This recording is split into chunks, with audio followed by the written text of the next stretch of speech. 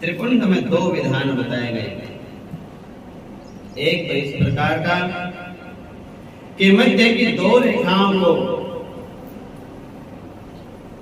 पहले बना के फिर अंगूठे से तीसरी रेखा बनावे, एक विधान है ये। और दूसरा विधान ये है कि मध्य की तीनों उंगलियां हैं, इनमें चंदन या भस्म लगा करके वो तीनों से त्रिपुंड बनावे, चंदन बह जावे ऊपर नीचे, उसको अंगूठे से ठीक कर सकते हैं, ये एक विधान है। और बीच में बिंदु धारण करे। बहुत से लोग ऐसी दो रेखाएं खींच लेते हैं, दो खाने से बन जाते हैं, और वो तो द्विपुंड हो गया। द्विपुंड नहीं बनाना, और त्रिपुंड बनाना चाहिए। त्रिपुंड माने पुंड कहते हैं उंगली को, और त्रि माने होता है तीन। त्रिपुंड, तीन उंगलियों से जो तिलक बनता है उसको त्रिपुंड कहते हैं। और ऊर्ध्वपुंड, जो उंगलियों को ऐसे ऊपर करके खींच करके धारण किया जाए उसको ऊर्ध्वपुंड कहते हैं। ऊर्ध्व मैंने ऊपर। तीन उंगलियों से जो आड़ा तिरछा करके ऐसे बनाया जाए उसको त्रिपुंड कहते हैं। क्या क्या होता है त्रिपुंड में? तीन रेखाएं जो हम बनाएंगे तो रेखाएं तो उंगलियां तो तीन हैं, रेखाएं तो चार हो जाएंगी। तीन खाने अगर किसी को बनाने हो तो चार रेखाएं लगा के ही तो तीन खाने बनेंगे। बीच में तीन कोष्ठक, तीन प्रकोष्ठ हो जाएंगे। कौन कौन है वो तीनों? नीचे वाली लाइन होती है तिलक की, वो ब्रह्मा। बीच वाली लाइन होती है वो विष्णु, और ऊपर वाले होता है वो महादेव सदाशिव। तो कहते हैं त्रिपुंड लगाए तो उसका अर्थ पूछे तो क्या बताओगे? आदि नीचे की रेखा में ब्रह्मा जी, बीच की रेखा में विष्णु जी, और ऊर्ध्व की रेखा में भगवान शिव विराजते हैं। और जो बीच में बिंदी के रूप में भगवती पराम्बा जगदम्बा विराजमान हैं, ये त्रिपुंड का मतलब होता है। ब्रह्मा विष्णु शिव तीन रेखाएं, और बीच में मां दुर्गा भगवती की बिंदी होती है। बोलो भक्तवत्सल भगवान। अब यहाँ त्रिपुंड की चर्चा हो रही थी तो थोड़ा ऊर्ध्वपुंड के लिए भी बता देते हैं। ऊर्ध्वपुंड की जहां चर्चा है, ऊर्ध्वपुंड होते हैं भगवान के चरण। जो ऐसे लगता है लंबा तिलक ऊंचा, उसमें क्या होता है? भगवान के चरणों के चिन्ह होते हैं, उसको ही पुंड कहा गया है। ये भगवान के पैरों की आकृति है, पाद आकृति। और बीच में जो रेखा होती है वो कौन है? वो हमारी श्री जी होती हैं।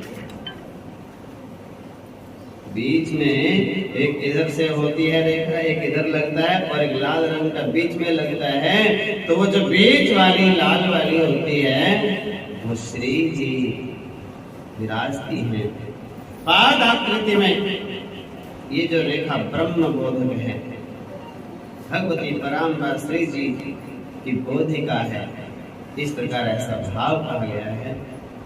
भले ही चंडाल कुल में उत्पन्न क्यों न हो, मस्तक पर त्रिपुंड रहे, रुद्राक्ष की मालाएं हैं, शिव नाम जिह्वा पे है, तो चंडाल भी आदर के योग हो जाता है। तिलक जिसके मस्तक पर है वो भगवान का ही रूप हो जाता है। चाहे वो कितना भी पापी हो, तिलक सबको जरूर लगाना चाहिए, और तिलक लगाए कोई सामने से आ जाए उसको जरूर प्रणाम करना चाहिए। जय श्री कृष्ण, हर हर महादेव उसको बोलना चाहिए।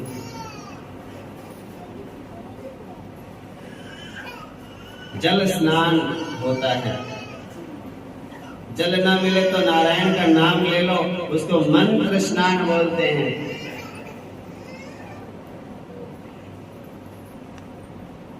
पहला होता है जल से स्नान। जल ना हो स्नान के लिए तो भगवान का नाम हरे कृष्ण कृष्ण कृष्ण हरे हरे ऐसे बोला, इसको कहते हैं मंत्र स्नान। मंत्र भी नहीं बोल पाए तो ऐसा विचार करो, हे प्रभु आपका ही अंश हूँ, आप परम पवित्र हो, मैं आपका दास हूँ, मैं अपवित्र कैसे हो सकता हूँ?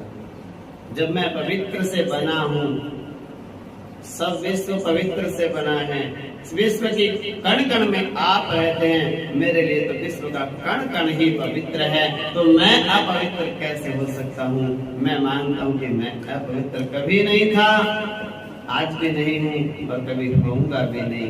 मैं पवित्र हूँ क्योंकि मैं पवित्र से पैदा हुआ हूँ, पवित्र से मेरा पालन पोषण होता है, और पवित्र में ही मैं समा जाऊंगा अंत में, तो मैं भी अपवित्र कैसे हो सकता हूँ? इसको कहते हैं ज्ञान स्नान। स्नान एक प्रकार का नहीं होता। और चौथा होता है भस्म स्नान। संपूर्ण शरीर में भस्म लगा ले तो भस्म स्नान हो गया। और भस्म स्नान भगवान शिव करते हैं, शिव भक्त करते हैं। जो भस्म लगा लेता है शिव का ही रूप हो जाता है। अब ऋषियों ने पूछा कि सूर्य जी आप कृपा करके बताओ रुद्राक्ष की क्या महिमा है? तो बोले एक बार जैसा प्रश्न आज आप कर रहे हो, यही प्रश्न भगवती पराम्बा जगत जननी मां पार्वती ने भगवान शिव से पूछा था कि हे प्रभु प्राणनाथ, रुद्राक्ष के बारे में कुछ तो बताइए, इतना प्रिय आपको क्यों है ये? तो भगवान शिव ने कहा था, देवी एक बार की बात है, 1000 देवताओं के वर्ष,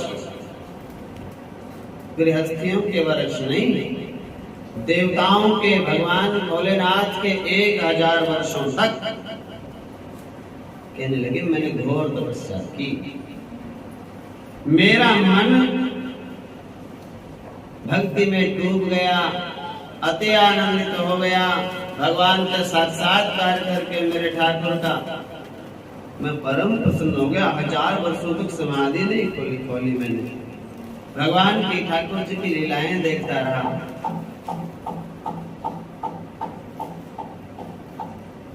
और एक दिन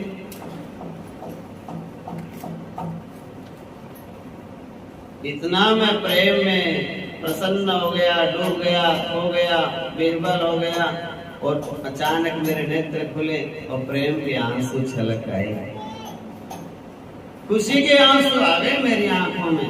ऐसा कहते हैं भगवान भोलेनाथ। और जैसे आंख खोलते ही मेरे नेत्रों से प्रेम के आंसू आए और वो बूंदें जहां पे गिरी और रुद्राक्ष बन गया। रुद्र माने भगवान शिव, अक्ष मैंने नेत्र, आंख, और भगवान के नेत्रों से ये वृक्ष पैदा हो गया रुद्राक्ष का। कहते हैं मैंने उन बूंदों को, अनेक बूंदें थी वो, और मैंने उन बूंदों को अपनी इच्छा के अनुसार वहां वहां वहां वहां पे रुद्राक्ष के पौधे लगा दिए। जो उनसे बने थे, और मैंने वो बूंदे विष्णु के भक्तों को दे दी। जो भगवान विष्णु राम कृष्ण के भक्त होते हैं उनको वो बूंदे और वो रुद्राक्ष के जो बनी हुई उनको दे दी। देवताओं को दी, कुछ चारों वर्णों को दे दी, बांट दिया मैंने विष्णु के भक्तों को चारों वर्णों को। उनसे पेड़ हो गए, रुद्राक्ष प्रकट किए।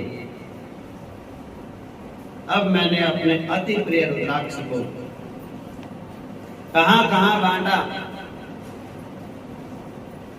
बताया। पहले तो गौड़ देश में, गौड़ कहते हैं बंगाल को,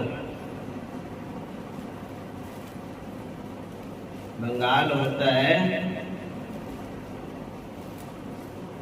आदरणीय नेताजी सुभाष चंद्र बोस, वहीं के तो थे। तो बंगाल, आजकल तो पता नहीं बंगाल में रुद्राक्ष होते हैं कि नहीं, शायद होते नहीं। तो उसके बाद भगवान शिव कहते हैं मैंने मथुरा में, अयोध्या में, लंकापुरी में, मलयाचल पर्वत पर, सह्यगिरी और काशी में, इन स्थानों में हमने रुद्राक्ष के वृक्ष उत्पन्न किए। हरिद्वार में तो है, वृंदावन में रुद्राक्ष के वृक्ष बहुत कम है। मथुरा में, मथुरा का नाम इसमें लिखा है कि मथुरा में, अयोध्या में ये सब भगवान शिव ने रुद्राक्ष के वृक्षों को उत्पन्न किया था। बहुत सी सात्विक वस्तुएं हैं ऐसी जो लोगों की वृत्ति हो गई मतलबी, लोग हो गए अति स्वार्थी और लोगों ने वो चीजें समाप्त कर दी, विलुप्त कर दी। सात्विकता जब नष्ट हो जाती है तो सात्विक वस्तुएं लुप्त होने लगती हैं। 4 प्रकार के रुद्राक्ष होते हैं। श्वेत रंग के रुद्राक्ष होते हैं, लाल रंग के रुद्राक्ष होते हैं, पीले रंग के रुद्राक्ष होते हैं और काले रंग के रुद्राक्ष होते हैं।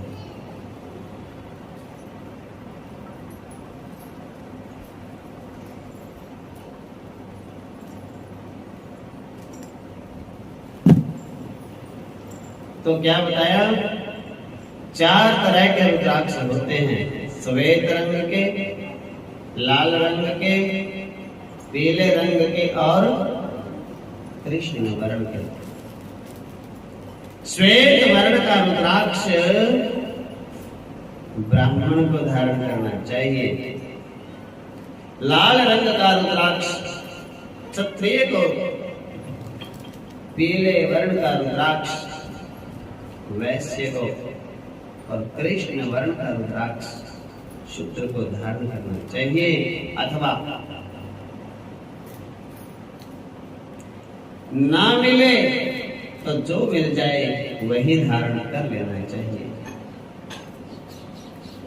अब इनमें सबसे श्रेष्ठ कौन है, कौन सा रुद्राक्ष सबसे महान है, उत्तम है? बोले जो आंवले के फल के बराबर रुद्राक्ष हो, बड़ा आंवले के फल के बराबर रुद्राक्ष हो, जिसमें छेद ना किया गया हो। अपने आप छेद होता है रुद्राक्ष में, जब पैदा होता है तो उसमें भगवान छेद करके ही भेजते हैं। ऐसा रुद्राक्ष हो, स्वतः स्वाभाविक छिद्र युक्त, ये सबसे उत्तम होता है। मोटा रुद्राक्ष धारण करना। वो आंवले से छोटा होता है बेर, बेर के जितना रुद्राक्ष हो वो होता है मध्यम, बीच का, और उससे सबसे छोटा होता है चने के बराबर, वो होता है निम्न कोटि का। इस प्रकार आंवले के आकार के रुद्राक्ष को सबसे उत्तम फल देने वाला माना गया है। और दूसरी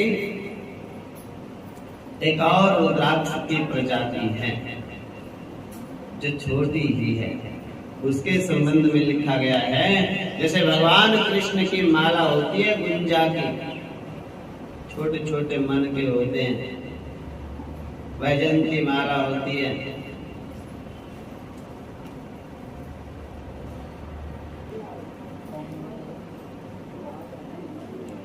तो छोटा होता है गुंजा की माला के समान जो एक रुद्राक्ष की प्रजाति होती है, वो उसकी माला पहनने से छोटे रुद्राक्ष के सभी मनोरथों की पूर्ति करने वाला है वो। जो रुद्राक्ष को कीड़े खा गए हों, किसी में जीव हो जाए, फल तो है ही पेड़ का, जिसमें कीड़े लग गए हों, घुन लग गया हो, छिन्न भिन्न हो गया हो, अपवित्र हो गया हो अति, और जिसमें छेद हो गए हों, खंडित हो गया हो, ऐसे 6 दोषों से युक्त रुद्राक्ष को धारण नहीं करना चाहिए।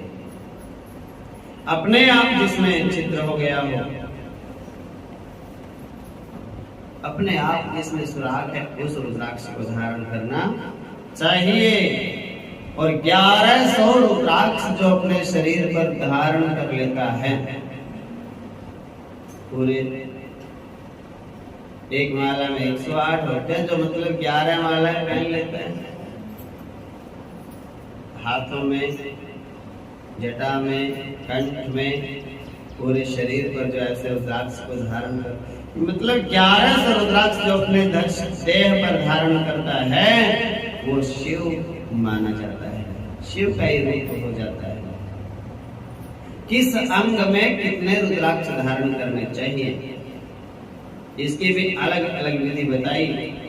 हाथ में पहनो तो कितने पहनो, बाजूबंद में पहनो तो कितने पहनो, ये सब गले में पहनो तो कितने पहनो, पाँव में बांधो तो कितने बांधो, सब बातें विधि विधान से बताई गई हैं। आगे की बात, रुद्राक्ष धारण करने वालों को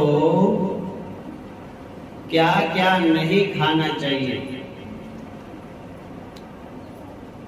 देखो, स्कंद पुराण और पद्म पुराण में तुलसी धारण करने वालों के लिए जो जो नियम हैं, वो सारे नियम रुद्राक्ष वालों के लिए भी वही सेम है। बोलो जय श्री कृष्ण। शिव पुराण में ऐसा लिखा है ये बात कि स्कंद पुराण और पद्म पुराण में तुलसी धारण, कंठी धारण तुलसी की करने वाले के लिए जो जो नियम लिखे हैं, वो सारे नियम रुद्राक्ष वाले के लिए भी ज्यों के त्यों समझ लेने चाहिए। एक बार एक व्यक्ति कहने लगे कि महाराज हम तुलसी नहीं पहनेंगे, तो हमने कहा क्यों? पर तुलसी पहनेंगे तो आप कहोगे प्याज मत खाओ, कोई कभी कहेंगे लहसुन मत खाओ, ये मत खाओ, वो मत खाओ।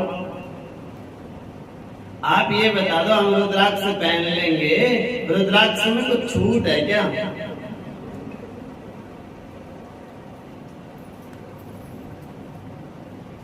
तो कहने लगे हमने सुना है कि रुद्राक्ष में तो ऐसा कुछ नहीं होता, सब चलेगा। बोले हम तो रुद्राक्ष ही पहन लेंगे। बोलो जय श्री कृष्ण।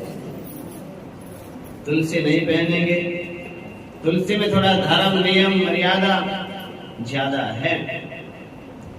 तो शिव पुराण कहता है कान खोल के सुन लो, हमारी बात पर भरोसा न हो तो शिव पुराण की बृहदेश्वर संहिता के 25वें अध्याय का 43वां श्लोक है। मूल ग्रंथ खोलकर शिव पुराण खोल के आप घर में भी जाकर देख सकते हो। जो व्यक्ति रुद्राक्ष धारण करता है अथवा तुलसी धारण करता है, उस व्यक्ति को कभी मदिरा पान नहीं करना चाहिए। मांस नहीं खाना चाहिए, लहसुन नहीं खाना चाहिए, प्याज नहीं खाना चाहिए, संजना नहीं खाना चाहिए, घी सोडा नहीं खाना चाहिए, श्लेष्मा। तो ऐसा एक जंगली औषधि है बिडबरा, वो उसको नहीं खाना चाहिए। इन चीजों को बिल्कुल नहीं। इसका मतलब क्या है?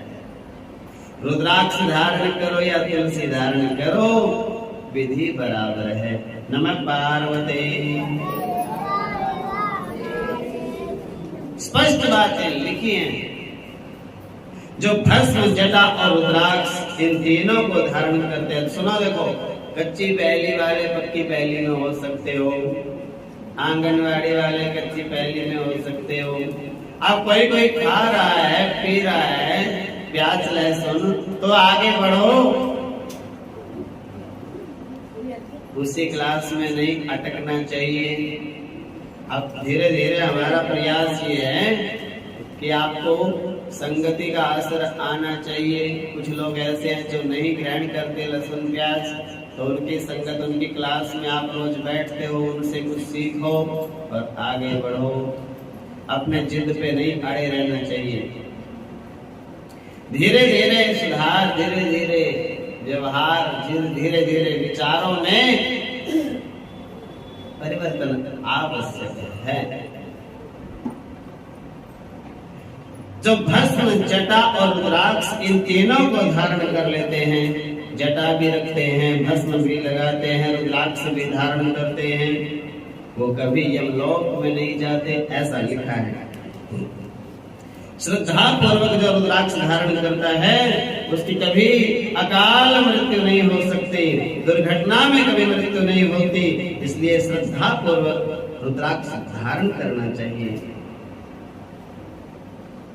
और बहुत से लोग कहते हैं शंकर जी के जो भक्त हैं उन्हीं को रुद्राक्ष धारण करना चाहिए, लेकिन ये बात शिव पुराण में इस प्रकार से लिखी है।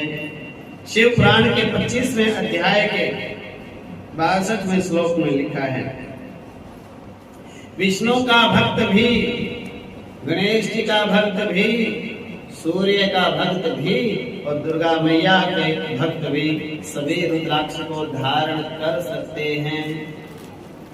शिव भक्तों को तो रुद्राक्ष धारण करना ही चाहिए। हे भगवती पार्वती, शिव भक्तों के अलावा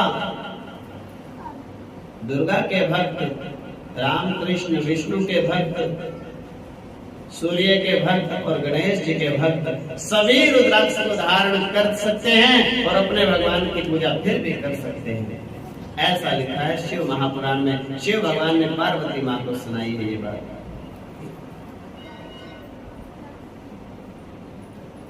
एक वैष्णव महापुरुष हुए वैष्णव परंपरा में भगवान रामकृष्ण के उपासक थे, कृष्ण भगवान के पुजारी थे।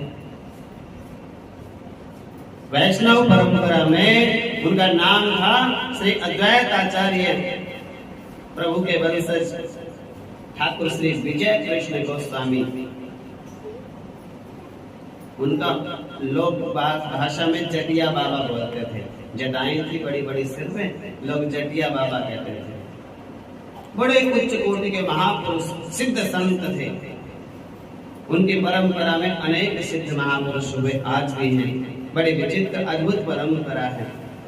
तो उनके चरित्र में आता है कि चैतन्य महाप्रभु जी ने स्वयं प्रकट होकर उनको महामंत्र का उपदेश किया था,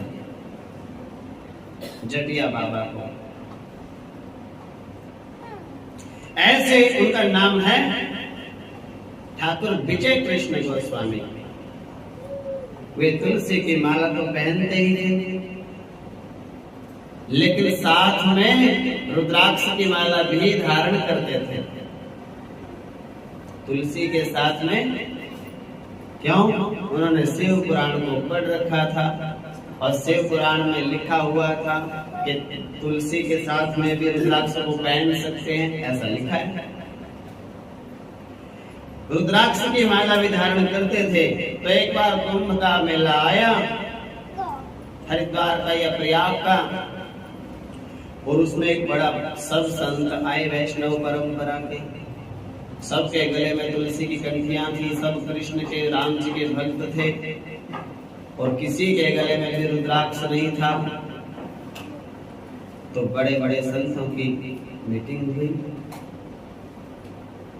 विवाद खड़ा हो गया। वैष्णवों ने महापंचायत करके बोले पंचायत में उनको बुलाओ, वो कैसे तुलसी के साथ में रुद्राक्ष धारण करते हैं और सिद्ध बने डोलते हैं। बुलाया, आए बाबा, बोले तुम ये तुलसी की कंठी के साथ साथ में कृष्ण के भक्त होकर के रुद्राक्ष पहने फिरते हो। तो महाराज वो तो बड़े वैभवशाली महात्मा थे, उन्होंने एक श्लोक बोला पद्म पुराण का, बोले आप ही पुराण का श्लोक, आपको भगवान विष्णु के कृष्ण की पद्म पुराण का श्लोक मैं आपको सुनाता हूँ। बोले वेद व्यास की वाणी को तो आप प्रमाण मानोगे, वेद पुराणों को तो मानते होंगे। तो उन्होंने ऐसा कहा कि हाँ वेद व्यास का कोई आप बताओ ऐसा उदाहरण, तो हम मानते हैं। तो व्यास वाणी का उन्होंने श्लोक बोला। विजय कृष्ण गोस्वामी जी ने जब वो श्लोक सुनाए पद्म पुराण के, शिव महापुराण के, बोलती बंद हो गई सब कृष्ण भक्तों की। और श्लोक का अर्थ क्या था? कहने लगे जिनके कंठ लगन तुलसी है, जिनके गले में तुलसी है, कंठी है तुलसी की, और नलिना अक्षमाला,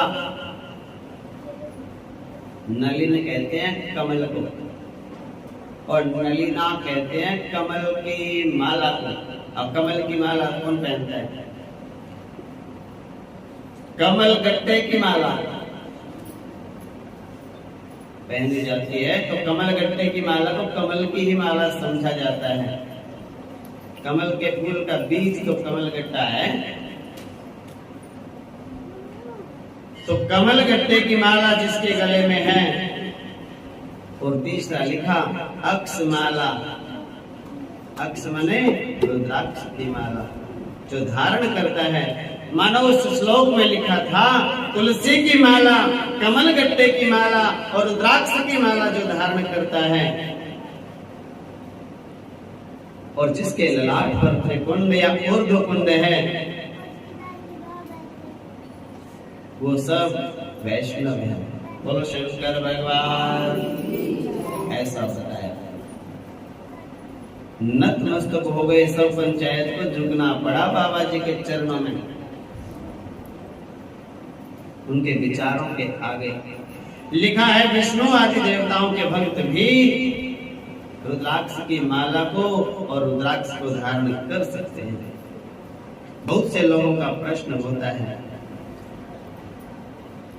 कि तुलसी और रुद्राक्ष दोनों इकट्ठे पहन सकते हैं क्या?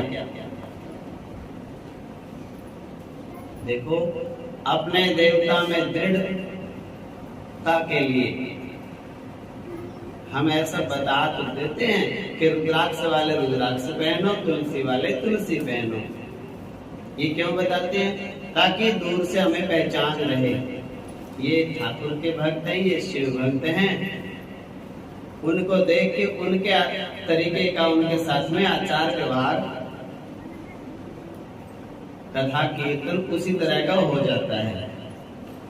लेकिन शास्त्र कहता है कि तुलसी और रुद्राक्ष में अंतर कुछ भी नहीं। शिव पुराण कहता है कि अंतर नहीं है, दोनों को इकट्ठा भी पहन सकते हैं, ऐसा लिखा है। और संतों का उदाहरण दे के बताया। बोले हमारे जो करपात्री जी महाराज थे, कल भी कथा उनकी आई थी, तो करपात्री जी महाराज तुलसी और रुद्राक्ष दोनों एक साथ ही पहनते थे। और भी कई महापुरुष धारण करते ही हैं। तो धारण करने में कोई निषेध नहीं, कोई विरोध नहीं, कोई पाप नहीं। ऐसा कहीं लिखा हुआ नहीं है कि तुलसी को रुद्राक्ष के साथ में नहीं पहनना चाहिए। जहां तुलसी और रुद्राक्ष का एक साथ धारण करना मना लिखा हो, ऐसा अभी तक कोई श्लोक, कोई बात लिखने में, सुनने में नहीं आई। अपने अपने विचार की बात है। किसी को तुलसी प्रिय है, तुलसी धारण करते हैं, तुलसी में ही श्रद्धा है तो तुलसी में ही होनी चाहिए, तुलसी को धारण करना चाहिए। कोई रुद्राक्ष धारण करते हैं, तुलसी धारण नहीं करते, वो रुद्राक्ष ही धारण करें, कोई बाध्यता नहीं, बंधन कोई नहीं। किंतु कोई व्यक्ति रुद्राक्ष और तुलसी दोनों धारण करना चाहता है, शास्त्री में इसका कोई निषेध नहीं, श्रद्धा पूर्वक धारण कर भी सकता है, ऐसा शिव पुराण आदेश करता है। एक मुख वाला रुद्राक्ष, एक मुखी रुद्राक्ष भगवान शिव का ही रूप माना जाता है। उसके दर्शन कर लेने से ही बड़े से बड़े पाप, ब्रह्म हत्या जैसे पाप भी नष्ट हो जाते हैं। लेकिन वो एक मुखी रुद्राक्ष, ये काजू के जैसा ऐसे ऐसे आजकल आता है ना, ऐसा नहीं होना चाहिए। बोलो जय श्री कृष्ण। एक मुखी ये नकली है। शिव पुराण में लिखा है टेढ़ा मेढ़ा चपटा रुद्राक्ष पहनना मना है। गोल होना चाहिए, आंवले के आकार का होना चाहिए और उसमें एक रेखा हो तो एक मुखी है वो। और नहीं तो ये जो ऐसे चपटा होता है, टेढ़ा मेढ़ा होता है, काजू के जैसा होता है, ये पहनना मना है। ये बिल्कुल 100% नकली ही होता है, ऐसा लिखा है। अब तो दुकानदार सब लिख के रखते हैं। असली एक मुखी रुद्राक्ष हमारे यहाँ पे उपलब्ध है, तो कितने असली हैं उनमें से? ऐसा सुना है बड़े बड़े बूढ़े बूढ़े संतों से कि एक पेड़ की पूरी उम्र में, एक पेड़ को अपनी पूरी उम्र में 3 रुद्राक्ष लगते हैं एक मुखी।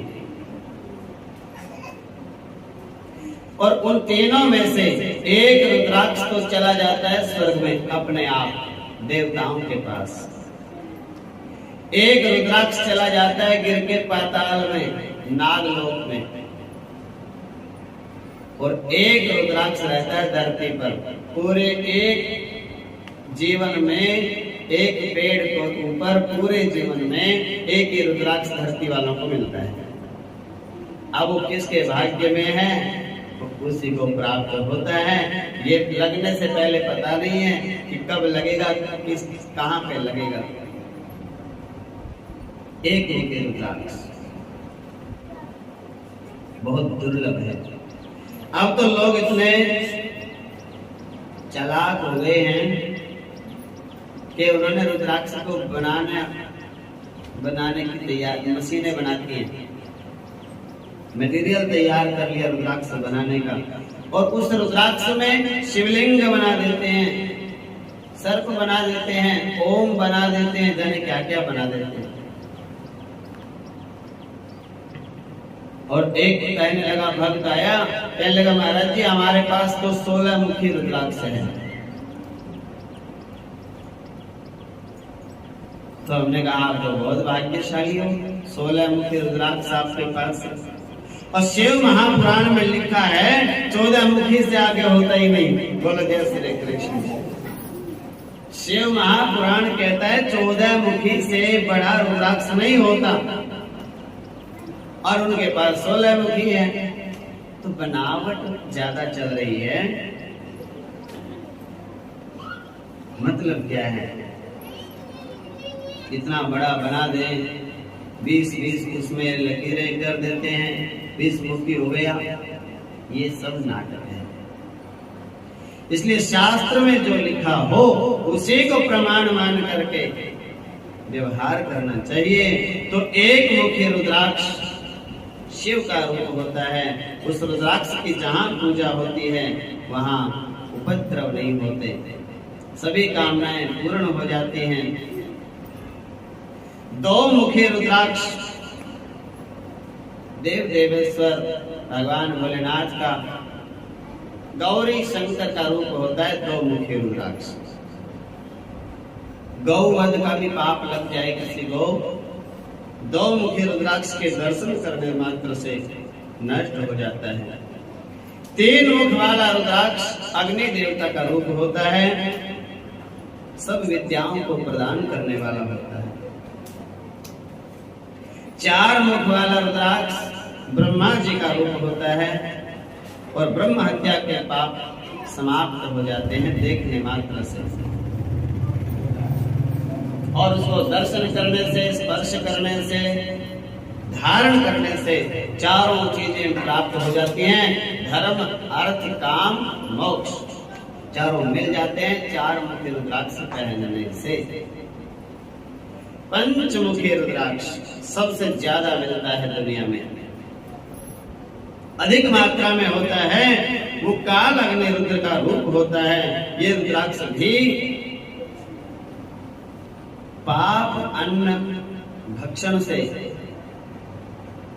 जो गलत वस्तु कोई खा पी ली जावे उससे जो पाप लग जाता है, पंचमुखी रुद्राक्ष जो धारण कर लेता है अगम्यागमन के पाप को भी नष्ट कर देता है।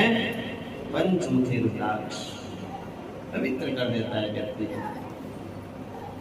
छह मुख वाला रुद्राक्ष स्वामी कार्तिकेय का रूप होता है।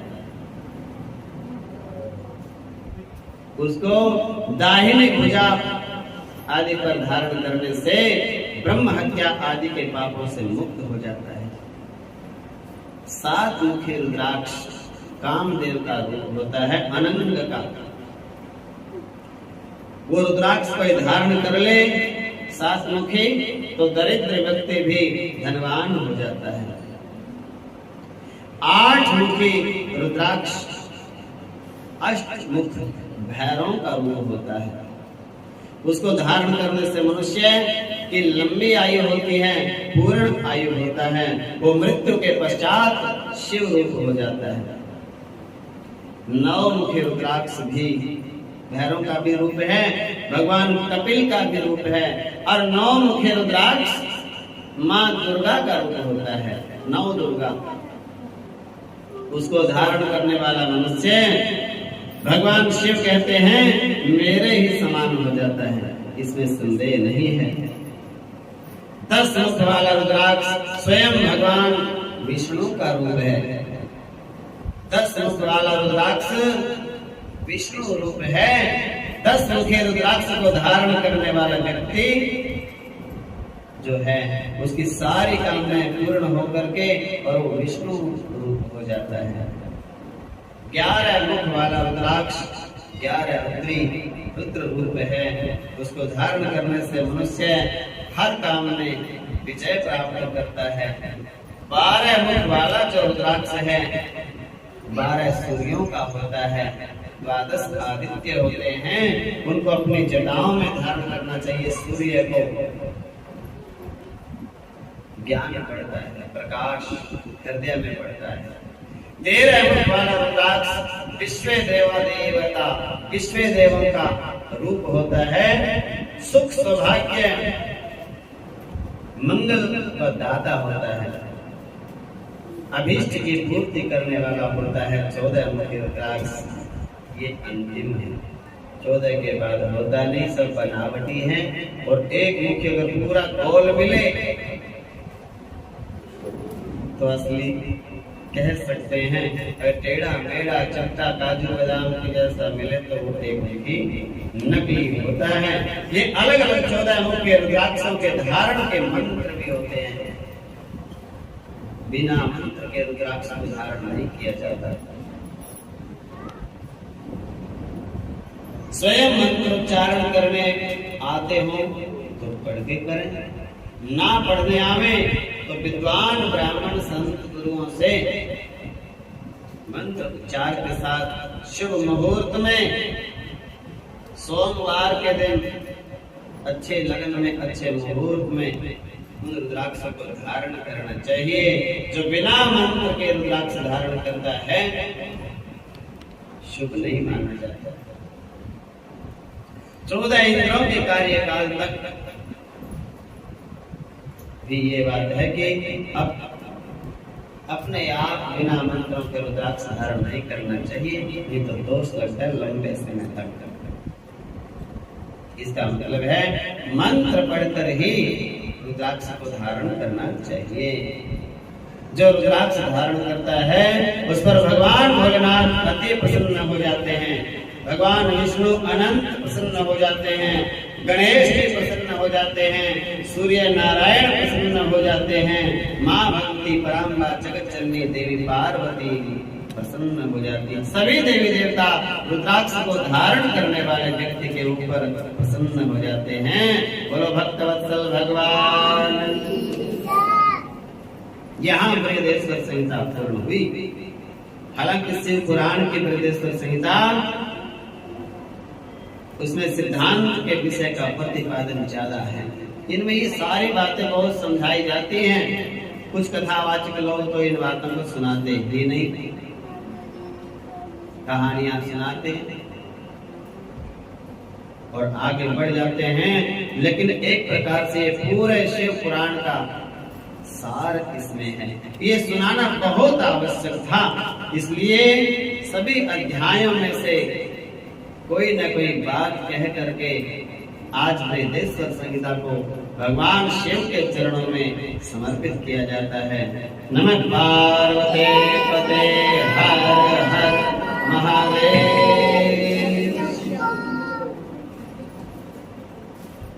नमामि शमीशान निर्वाण रूपं विभुं व्यापकं ब्रह्म वेद स्वरूपं निजं निर्गुणं निर्विकल्पं निरीहं चिदाकाश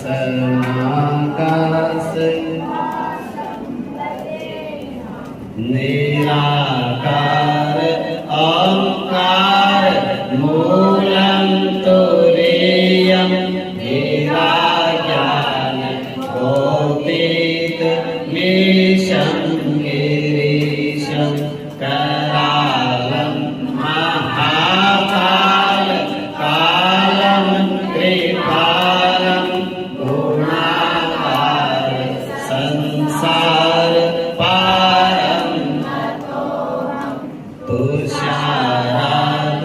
संकास गौरव गंभीरम मनोभूत कोटि प्रभासे शरीरम स्फुरन् मौलिक कल्लोलिनी चारुगंगा लसत बाल बालेन्दु कंठे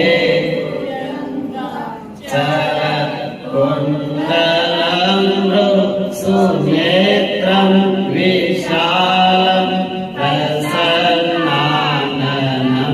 नीलकण्ठं दयालं मृगाधीश चर्माम्बरं मुण्डमालं प्रियं शङ्करं सर्वनाथं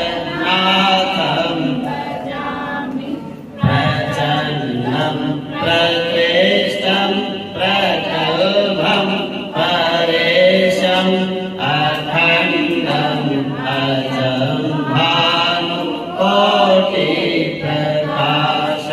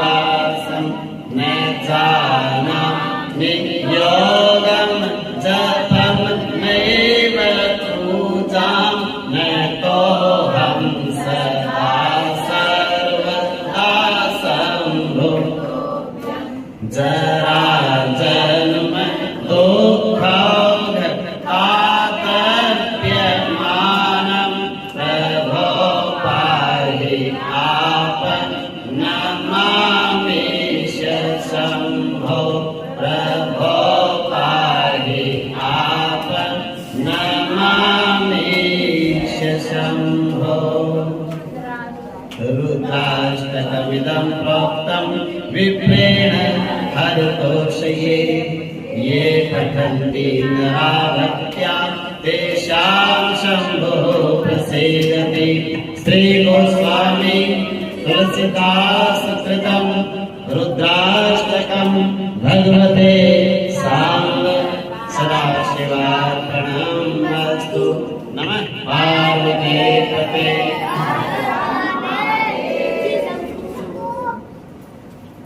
शिव शंकर का महामंत्र है मुक्ति का उपाय। शिव शंकर का महामंत्र है मुक्ति का उपाय। ओम नमः शिवाय बोलो, ओम नमः शिवाय, ओम नमः शिवाय बोलो, शिव शंकर का महामंत्र है मुक्ति का उपाय। शिव शंकर का महामंत्र मुक्ति का उपाय। ओम नमः शिवाय बोलो, ओम नमः शिवाय, हाँ ओम नमः शिवाय बोलो।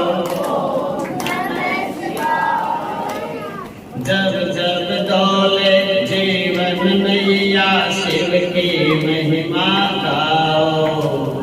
जब जब डोले जीवन मैया शिव की महिमा गाओ। सारे जग के शिव हैं कि मैया शिव की शरणी आओ। हाँ सारे जग के शिव हैं कि मैया शिव की। संकट आए कष्ट रुलाए, संकट आए कष्ट, जब जब जी घबराए। ओम नमः शिवाय बोलो, ओम नमः शिवाय, ओम नमः शिवाय बोलो, ओम नमः शिवाय।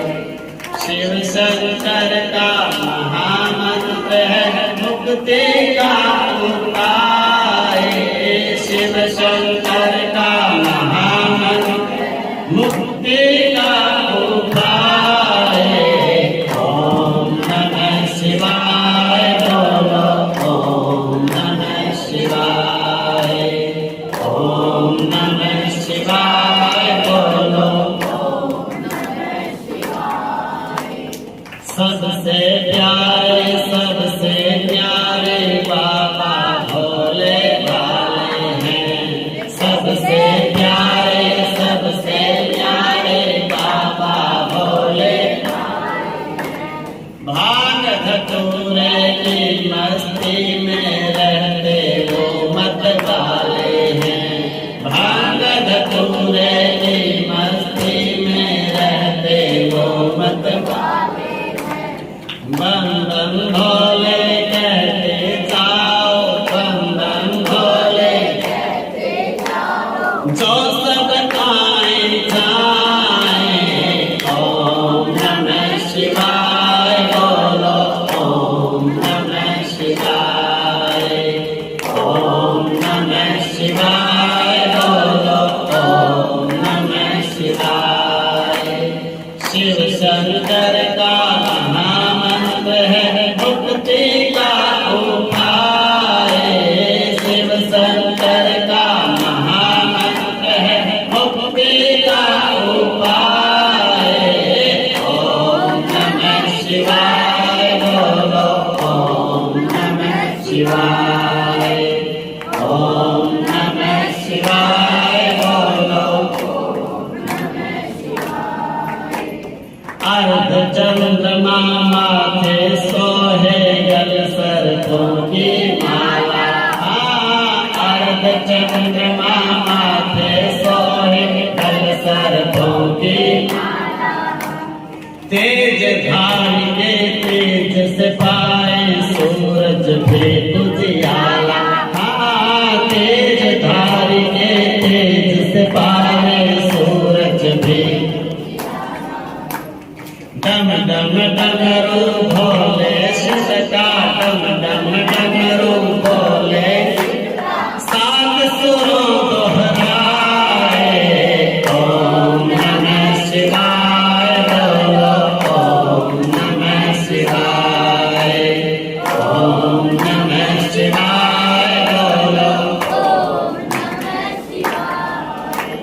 शिव शंकर का महामंत्र है मुक्ति का उपाय। ओम नमः शिवाय बोलो। ओम नमः शिवाय। ओम नमः शिवाय बोलो। ओम नमः शिवाय। विपदा आई राम कठारी शिव भक्ति का जाप किया। विपदा आई राम कठारी शिव भक्ति का जाप किया। बजरंगी की शक्ति बन के राम ने शिव का साथ दिया। बजरंगी की शक्ति बन के राम का शिव ने साथ दिया। रामेश्वर की पूजा करते, रामेश्वर की पूजा करते, राम यही बतलाए। ओम नमः शिवाय बोलो। ओम नमः शिवाय। ओम नमः शिवाय।